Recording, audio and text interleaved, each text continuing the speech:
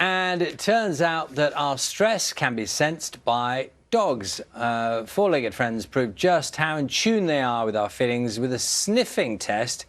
Showed they can smell stress in our breath and sweat. More on that on the BBC News website.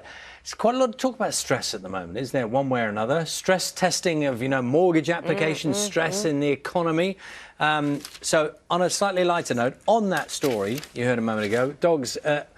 Now, you see, I was under the impression that they'd done all these tests already about whether dogs could detect stress.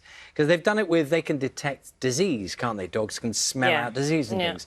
But apparently this has not been scientifically tested before. So what they did was they gave a number of people a maths test to do, so to put them under stress, and then took samples of their smells, their breath and their sweat.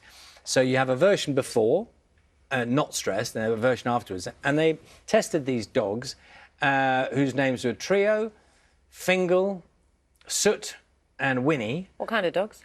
So it's a Cocker Spaniel, a Terrier-type mix, and a Lurcher and a Cockapoo. So there's a mixture of dogs. OK, good mix, yeah. And then they did this test. They tested whether they could smell the difference, the stress in the smell or the breath, and they could do it every time.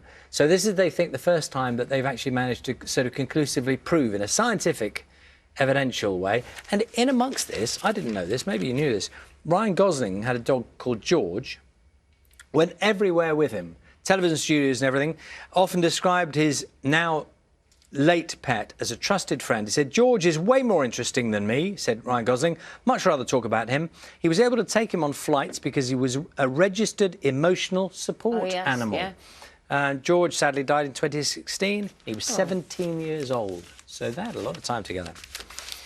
Well, dogs are just everything, aren't they, to their owners?